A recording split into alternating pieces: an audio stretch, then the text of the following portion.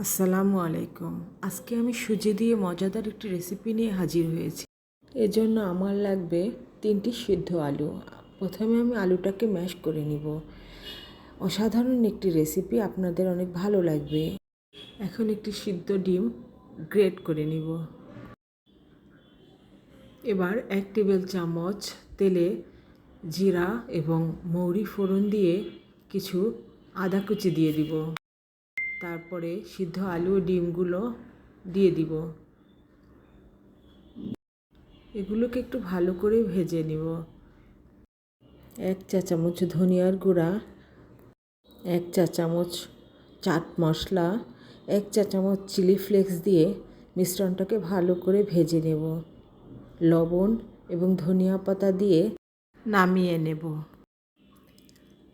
এবার অন্য একটি পাত্রে 1 টেবিল চামচ সয়াবিন তেল দিয়ে জিরা ফোড়ন দিয়ে 1 কাপ সুজি দিয়ে কালার চেঞ্জ না হওয়া পর্যন্ত ভেজে নেব।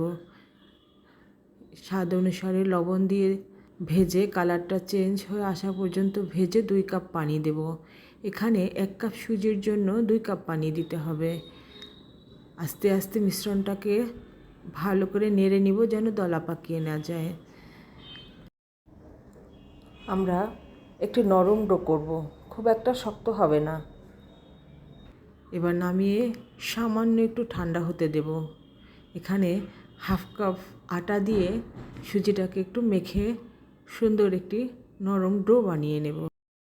এবার সুজির ডোটাকে ভালো করে মথে একটি মোটা রুটি বানিয়ে নেব।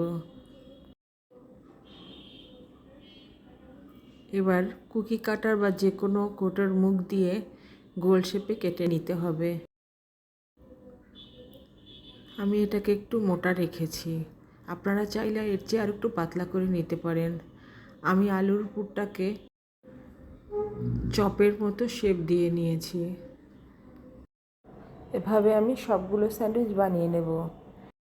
এবার একটা চামিচ বা ছুরি দিয়ে ডিজাইন করে নিতে হবে। আমি চেক ডিজাইন করে নিয়েছি, আপনারা যে কোনো ডিজাইন করে নিতে পারবেন।